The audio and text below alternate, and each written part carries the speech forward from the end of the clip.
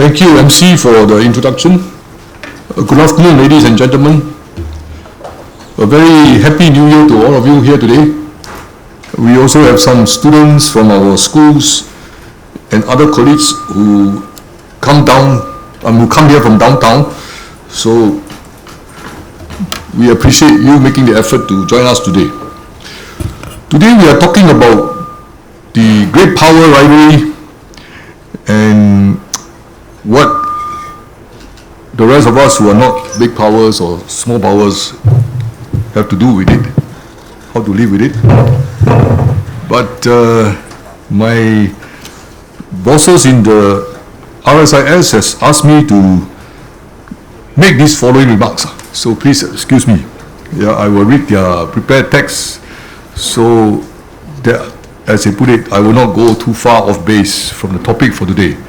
When we talk about great power and their rivalry, we can go very different direction. We are very privileged this afternoon to have scholars in our midst to discuss a topic of tremendous importance to many of us, namely the great power rivalry among China, Russia, and United States of America, CRU, according to alphabetical order. Yeah, it's true. If you sometimes put Singapore, China, Russia, United States of America, then people say, why Singapore is there? So the smartest thing to do in diplomacy is always use the alphabetical order of the English name. So nobody say they are forgotten or they have been great powers and their name appear last. The war in Ukraine and the ongoing geopolitical competition between US and China have been two of the most significant events in international affairs the past few months. I would say maybe more than a year now. Predicting the outcome of these matters is something that many of us here in RSIS and outside universities and think tanks have attempted to talk about, speculate, and what can academia, policy-making agency do about all these developments.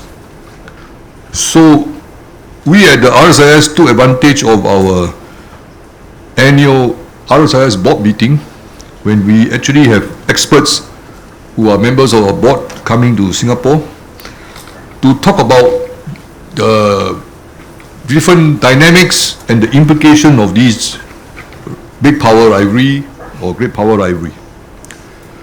So we have today Dr. Bates Gill.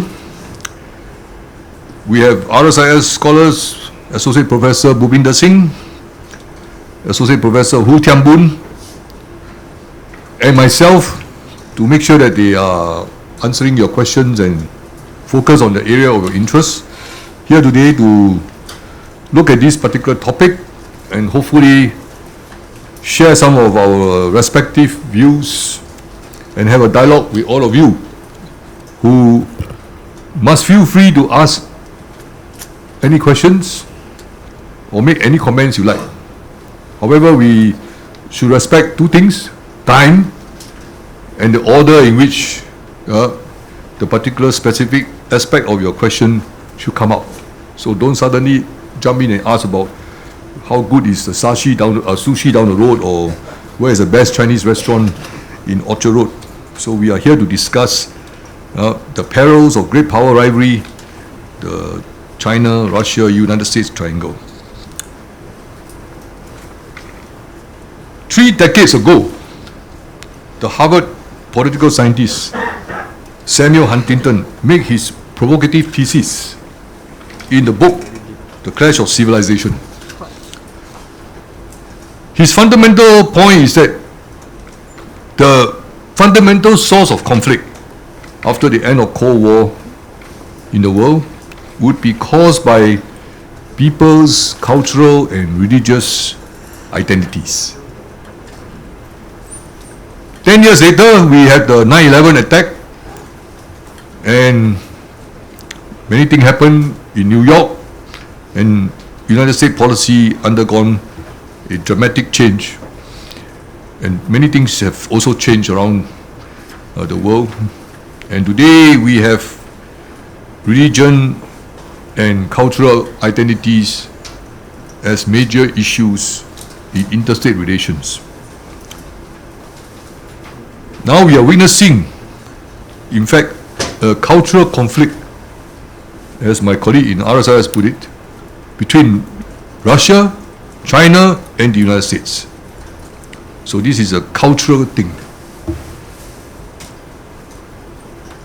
Each of these three big countries have very strong views about who they are, what they ought to be, and how the global international situation should be managed.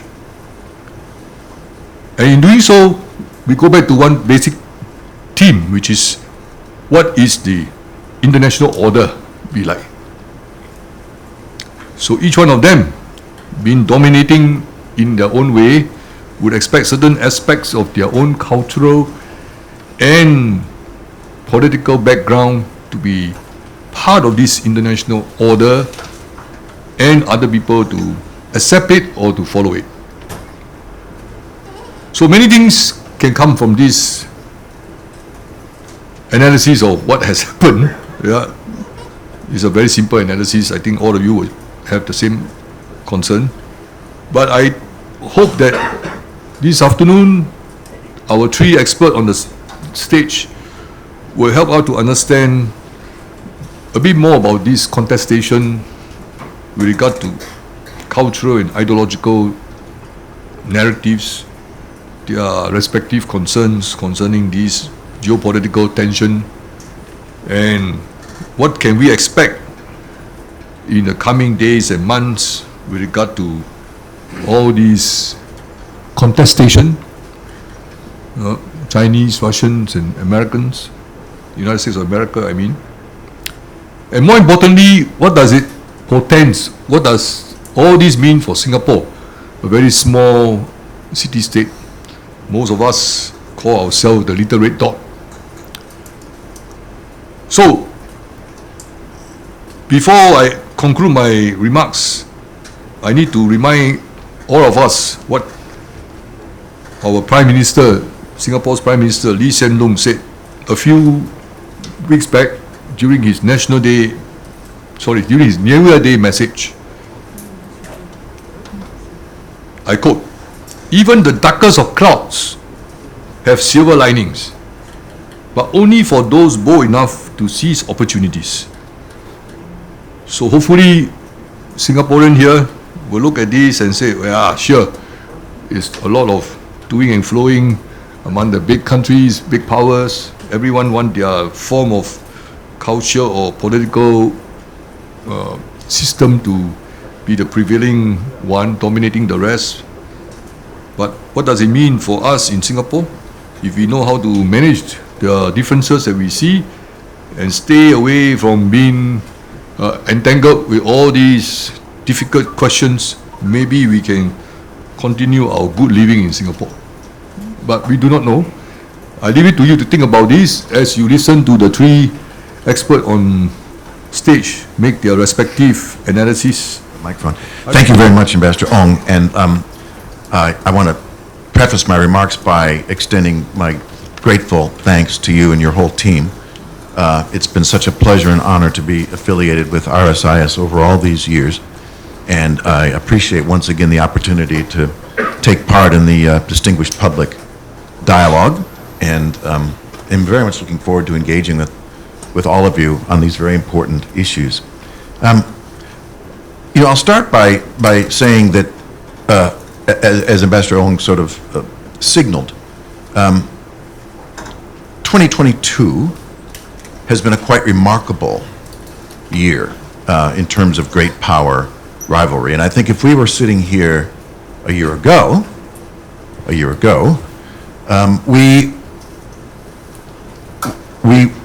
certainly wouldn't have expected, I think, where we would have ended up at the end of the year, particularly in relation to the invasion of Ukraine, some of the unfolding events within China over the past 6 to 8 months, and even we may not have foreseen the continued and deepening deterioration in the relationship across these three major powers. But that's where we are. I think it's important, though, at the same time to recognize that while surely many events of 2022 seem to have accelerated and intensified in so many respects the rivalry amongst these three powers, particularly between the United States on one hand and China and Russia on the other, much of what we've seen was already well in play. Let's not forget, of course, that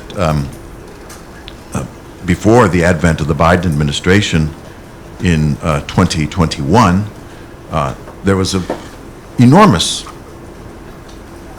degree of rivalry and great power competition already in play between the Trump administration and the Xi leadership in China. And the Biden administration has, while changing tone perhaps, and using different language that isn't quite as confrontational, has nevertheless maintained by and large, and in some respects even taken a sharper and more intensive approach to the rivalry which had launched with such fervor during the previous administration. So too, maybe less so in the case of Russia, but nevertheless, the U.S.-Russia relationship was already in pretty bad shape, in spite of some apparent effort on, at least at a rhetorical level, by the Trump administration to suggest there was possibilities for improvement and partnership with Russia. So, this was well in train. But I think the events of 2022 really contributed, or poured more fuel on the fire, if you will, for this rivalry. And I'll speak a little bit about China in particular, just because that's the country that I follow most closely. I had a book out this last year. Here's a picture of it. It's called Daring to Struggle: China's Global Ambitions Under Xi Jinping. And while I had to hit the send button on this manuscript in February, about a week before the announcement of the No Limits partnership between Russia and China, and of course the subsequent invasion by Russia of Ukraine, I don't think anything in this book has been belied or altered in any serious respect by the subsequent events. I won't go so far as to say I predicted the No Limits partnership or the invasion of Ukraine, certainly not. But I think the way that China has chosen to react to Russia's invasion of Ukraine, to play an ostensibly neutral position, which is actually, in my view, quite favorable, obviously, to Russia, and how it has comported itself more broadly within the international system, was certainly foreseen, at least in my view, in terms of the nature of the relationship we're likely to have with China, regardless of whether or not there had been the invasion of Ukraine. And I think subsequent events have really borne that out. If anything, I think we saw in 2022, under Xi Jinping's leadership, an intensification of many of the elements of its foreign policy that I find so concerning and troubling, and which only further contribute to this sense of rivalry, competition, confrontation, contestation, and unfortunately, looking ahead, even the possibility of some conflict in the years forward between the United States and China. The United States is not innocent in all of this, obviously. We can talk about U.S. policy and question whether it's been particularly wise in the way that it's chosen to approach China. But I would argue more strongly that much of what we see in U.S. reaction towards China is of China's own doing, and is part and parcel of a global worldview which Xi Jinping has brought with his leadership, which is going to, I think, in and of itself, create greater tensions, greater sense of rivalry, a greater degree of competition and contestation in its relationships with key players.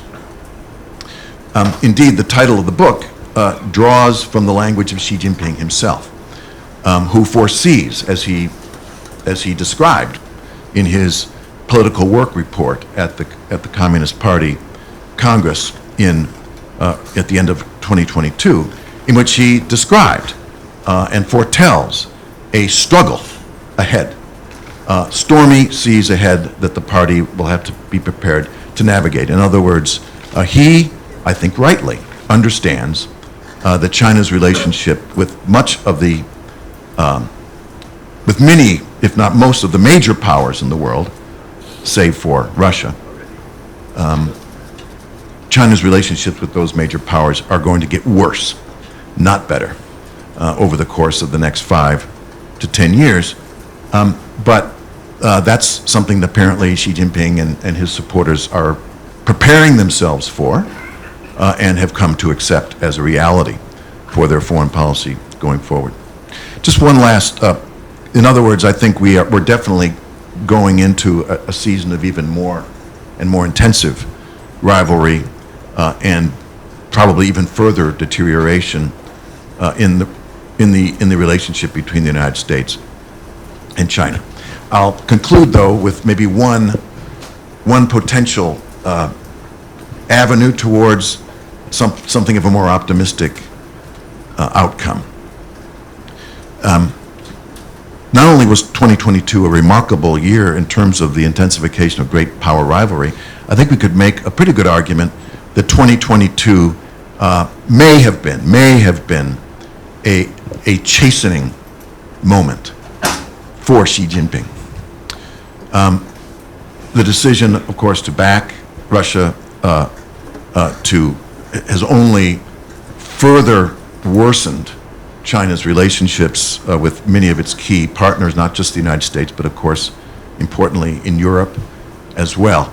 Of course, the mishandling toward the end of 2022 of the COVID-19 policy inside China, leading to these remarkable demonstrations, and I think, again, a kind of chastening point for Xi Jinping, only weeks after what was supposed to be, his triumphant arrival, being leader for life, essentially, or more than likely, in just the previous weeks, and then for it all to come crashing down in many respects internally. So we may see, and we'll know more, I think, when Secretary of State Antony Blinken travels to China, probably sometime next month. We'll see whether or not some opening has been created owing to these chastening moments that Xi Jinping has, I think, had to face over the past 5 to 6 months, that might create a somewhat more accommodating domestic political environment in which Xi Jinping might be more prone or open to at least putting a floor under, trying to take steps that would help put a floor under the U.S.-China relationship. Xi Jinping does not like using the term guardrail, but in his remarks coming out of his discussions with President Biden, he did use the term safety net. So, Anwan. So that I take to be at least an acknowledgement on his part that China is also responsible for working with the United States and others in trying to tamp down this great power rivalry and at least introduce some methods and means and principles where the two sides can compete with one another but do so without unnecessarily devolving into a far more contested and conflictual relationship. That's about as optimistic as I'm going to get at this point, and I by and large think that we're more likely to have to face continued rivalry between the United States and China than not. as you all know from the information we circulated earlier, Dr. Bates Gill has published his latest book, but he has also got a new job. He's looking after the Center for China Policy, right? China Analysis in the Asia Society based in New York. So I take this opportunity to wish him all the sleepless night. Yeah. While we sleep, you are working, and then while you should be sleeping, we are working, so we will bother you. So it will be a lot of sleepless night for Dr. Bates in the coming months and years. Next we have Hu Tianbun. Yeah, he is our man in the China program at the RSIS. I go to him to give him hard time, but he always find a way to console me and get me out of my dilemma. So today he's going to tell us what is his magic on this analysis of China and our region and the big power rivalry. Later, all of you can direct a lot of questions at him. Yeah, he can speak in the Singaporean colloquial. He can respond to you.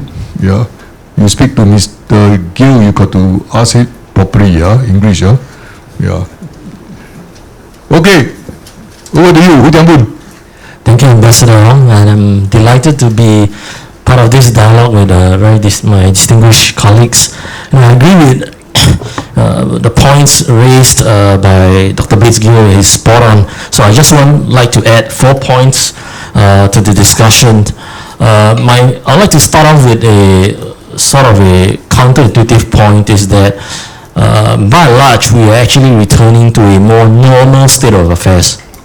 What do I mean by that? Right, from a historical perspective, great power competition is really normal, right? For the past 200 years, that's basically what great powers do. In fact, the last 30 years, with the end of the Cold War, right, with a relative unipolar moment, that's actually anomalous from a historical perspective. Right? If you think about the Cold War and the 2 World Wars, and even before that, the wars of imperialism, basically the history of the past 200 years, short of the 30 years after the Cold War, the post-Cold War phase, is basically about great power competition. So from that perspective, from a historical perspective, while undesirable, while it's obviously not good for the rest of us, this is actually, in a way, the state of affairs in the international system. This brings me to my second point, which is that unfortunately, I agree entirely with Dr. Bates Gill about the state of US-China relations.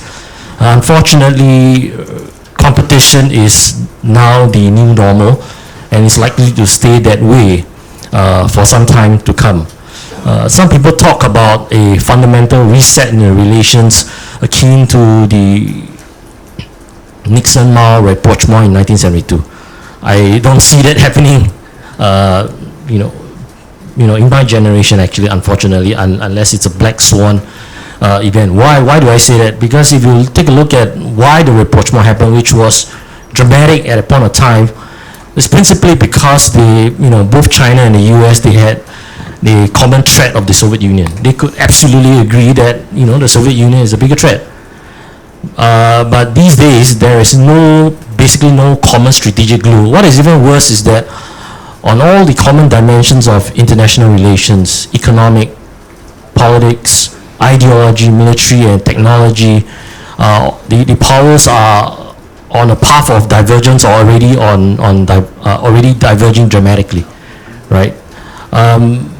In the past, right, they used to be, economics used to be a saving grace to some extent because of economic interdependence.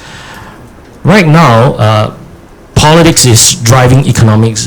Essentially, as far as the trends go for the past few years, the US is trying to decouple economically from China to the extent that it can, particularly in areas which it deems to threaten national security. So national security is now a primary logic influencing economic rationales, right? And there is always this talk about the recession of globalization. The issue here is that national security is something that is defined by politics, right? Almost anything in this world can be securitized if you want it. Food, you can securitize it. Environment, you can securitize it. And in my view, an overly securitized world makes for a more dangerous world, right? And this leads to my third point. So what is China going to do next, right? I think in the short term, I see some tentative signals, whether or not it is because, as Dr. Bates-Gill put it, President Xi just had a chastening year. But I do see some tentative signals that China could be reconsidering their approach, particularly to the US and the West. Not a dramatic shift, of course, but I think in regards to the US, if China can have its way, it would certainly want to move away from that competition narrative. But I for a variety of factors which I have no time to talk about, but I do see that it's very difficult to make progress because a lot of the issues are basically structural. Where I do see the Chinese paying more attention to enhance their relations with the West is principally towards Europe, right? Particularly the key countries like Germany, France, maybe Italy and Spain, right? And to at least secure a commitment from these countries that do not jump onto this US decoupling bandwagon, and to try to stay independent and to endorse this so-called multipolar world, right? This leads to my point about China-Russian relations. I do see some tentative signals that the Chinese are, they are trying to play a dual game, meaning that they are trying to send signals that they don't actually support Russia's campaign. They don't like it, right? At the same time, they want to deepen their relation with the Russians economically and politically. So they're just trying to ring fence what's going on in Ukraine to say that, that's something like an anomaly. But by and large, we basically going to deepen our relations with the Russians in all dimensions except what's going on in Ukraine, which we don't support, right? Because we support peace. That's at least the rhetoric coming out from Beijing. But if you think about it, there are a number of reasons why China want to do so. Number one, they recognize that what's going on in Ukraine is damaging their ties with Europe. Number two, as things are turning out on the ground, Russia's campaign is not going exactly very well. So it doesn't make sense for China and President Xi to back a losing horse or to be so closely associated with Russia, right? So I do see some tentative signals in which they're basically, if you ask me, they're trying to have their cake and eat it too, right? Support the Russians in all other dimensions, except what's going on in Ukraine. My last point is very quickly on Taiwan, the most dangerous flashpoint in Asia, right? Just a few days ago, the Chinese have made a number of military maneuvers, right? Because they're unhappy with a number of things that have been going on in Taiwan, and people have raised the prospect of war in the Taiwan Strait. My own assessment, at least based on the broader trajectory of cross-strait relations, is that thus far, cross-strait, although things are not good, but I don't see a Chinese invasion as imminent or likely at all. Why do I say that? Two reasons. Number one, there's no need for the Chinese to invade at this particular moment of time. Why? Because the Taiwanese have not formally declared independent. And what exactly is formal independence is something which the Chinese have also not formally explained. So there's some room for maneuver. Number two, China's main strategy so far towards Taiwan is what they call divide and conquer. Basically meaning that it's an irony of history that the CCP's biggest ally in Taiwan is the KMT today, right? And basically they're hoping that the KMT prevail politically in Taiwan. And there have been some signs, right? In the local elections that just happened, the KMT did well, and Chang Wen had to resign as the chairperson of the DPP, right? And the Taiwan presidential elections is going to happen in roughly about a year now, right? Early 2024. And I won't discount the possibility of the KMT coming back to power in Taipei. And then, of course, because of that, things will change and the situation in Taiwan could stabilize a bit more, right? Okay, I think I'll leave it as that and hand it over. Thank you, Hu Kiam-boon. Last but not least, we have Associate Professor Bhupinder Singh. He is one of our Associate Dean at the RSIS school. Yeah, and he is actually an expert on Japan. Yeah, so those of you who are familiar with Japanese language, don't imagine that you can speak safely in Japanese in front of this Mr. Singh. Yeah, he will understand everything you are saying in Japanese. Okay, Mr. Singh or Dr. Singh. Thank you very much. So I'm going to be talking about what Tokyo has been doing in terms of reacting to the U.S.-China competition. And something you all would know that Japan has in fact emerged as one of the most important, I think, actors in terms of shaping the entire regional space, like order. And I've just actually finished one paper where I actually argued that Japan is actually pursuing a smart power approach in terms of achieving its own national interests in reaction to this U.S. this U.S.-China competition. So to begin with, what are Japan's interests? It is very clear if you were to read all the papers, documents from like Tokyo, their main national interest it is to actually preserve the current status quo like order. And how is Japan intending to actually do that? That's my question in the paper. So I applied this model called it's called a smart power approach, which is of course from Joseph Nye, which actually means the integration of hard and soft power like approach in terms of achieving your own foreign policy interests. Pascal has actually read my paper like in the past. Thank you, Pascal. So I'm going to just go through this quickly to give you like a gist of actually this strategy. So in terms of the hard power approach, so I'm sure that you guys have all have noticed that in fact Japan's foreign policy or its entire foreign policy is now quite different from what it was in the Cold War period. Japan is a lot more proactive in terms of its own defense policy.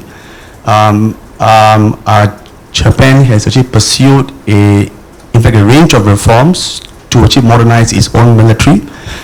It has like a stronger military force. It has like a stronger like air force. It has a stronger navy. It has in fact adopted like a range of technologies to ensure that Japan actually is ready for a war or conflict in the region, right? That's actually one part. The other part it is also to actually strengthen the U.S.-Japan alliance, which is an important pillar of Japan's foreign policy strategy.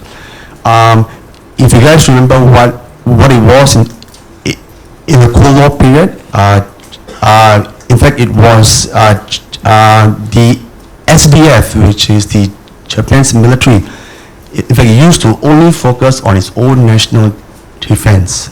But in the post-Cold War period now, Japan has actually increased its role in assisting the US for peace times as well as during contingencies, right? Japan, the SDF has now like a new mandate, and that is to actually engage in all sorts of missions to assist the US if there was a conflict in the region.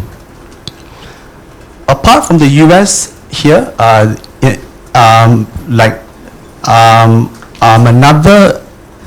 another element of Japan's external balancing policy as part of its hard power approach was to actually expand its security partnerships with friends and countries beyond the US. So I'm sure you guys have actually read that Japan has signed like a range of partnerships in terms of like defense partnerships with you know, for example, Australia, with India, with Vietnam, Indonesia, like a range of countries, right? This is like another way for Japan to actually to just strengthen its own defense, right? By actually increasing the number of countries that will support Japan if there was a conflict in the region. So if I will, and so that was a hard power side. So what is the soft power side? Here I will focus on what Japan has been doing in terms of trying to use like rules and norms as a way to shape the entire multilateral order in East Asia and the Indo-Pacific, right? So I think one thing that was very clear that Japan has a very, very clear focus on the maritime security of East Asia. It has been working very hard to actually spread the rules in terms of, for example, freedom of navigation, freedom at sea, like freedom, like, you know, in the airspace and so on and so forth, to actually ensure that this entire region is a region where, in fact, rules are like paramount, and no country tries to actually change the status quo by breaching the rules, right? Japan has been trying very hard to promote and to co-opt states to support these rules. Like another way that Japan has been trying to do this is also through this entire geo-economic space, right? So if you were to look at what Japan did with the CPTPP, right? Despite US withdrawal, Japan took the lead, in fact, in order to sign the agreement, in the hope that that would be a platform to shape the rules of economics, right? And so that's a way how Japan actually is trying to promote the rules and to co-opt states, and so that states in the region will support Japan's approach in terms of shaping the order, right? So I think Japan has been quite successful in terms of promoting this strategy. If you were to actually see, or if you were to review, in fact, the polls that have been taken, I think by the Institute of Southeast Asian Studies, in fact, they did conduct polls in, I think, 2021 and I think 2022, and Japan always comes out on top as a country that the entire region, in fact, trusts. Right? So Japan has been quite successful in that. So I think I'll stop here, and then I'll take questions. Thank you, Bhupinder.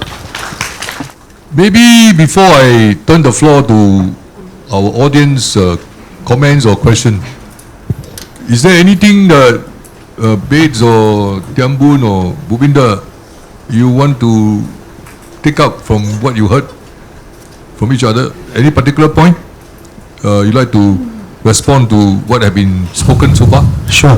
So there is in fact debate, I think, in DC that I think is being argued by, I think, Michael Beckley and I think Hall Brands, that you know what, China has actually peaked, and from now on China is going to, I think, slide down. I was wondering whether if you both, you know, like if you both agree with that argument. Okay, Tiambun, you go first. Professor Bates is our board chairman for this long, so on the peaking argument made by Hels, I don't actually agree with the argument, because for a number of reasons is that, of course, there's always this possibility that right now, given the nature of Chinese politics and presidency, after the 20th Party Congress, basically is surrounded himself with loyalists. Well, this may theoretically make things more secure for him, and it also means that his instructions will be carried out more efficiently, at least theoretically. But it also means that it's basically have an echo chamber, right? And there's this risk that if there is a miscalculation or mistake, nobody wants to voice out an alternative view, right? So there is this danger of a miscalculation, right? So the Chinese, in short, the possibility of the Chinese shooting themselves in the foot at some point is there. But I don't, so assuming they don't do that, then I think certainly if they continue to make the right decisions, I don't see why China will not continue to grow and develop. So I think that Peking argument is a little bit overstated in my view. I would concur with that view very much, Tim Boon, and maybe add a few more points. I mean, Peking, I actually was engaged in a debate. I had to do a formal Oxford-style debate on this very question: has China peaked? And it was one of those debates where you can pick which side you want to take. You don't necessarily have to totally agree with one side or the other. It's just the idea is the debate. And I ended up choosing the side that China has not peaked yet. And one of the points I made in that debate is that if something has peaked, that by definition suggests that it is now in decline. And what about China do we think is in decline? I mean, really? And another point I made was even if there are some signals of a slowing economy, that's true, but it's still growing. It's growing at the size of something like 5 times the size of the economy of Switzerland, even if it only grows at 2%. So it's still growing. It's not peaking. It's still growing. It's just not growing at 8%. That's one point. A second point, militarily. Who in this room believes that China's military has peaked? No way. If anything, it is getting bigger and badder and better. So that leads me then to the policy conclusion. It's not only naive, it is dangerous to think that China has peaked. That's not to say that it's not going to face problems. It will. And of course, at some point, maybe 10, 15 years from now, we may begin to see a much greater degree of evidence of decline, especially as the demographic wave hits and other important structural challenges that China is going to have to work through. But to say today that China's peaked, I think, is dangerous. Thank you.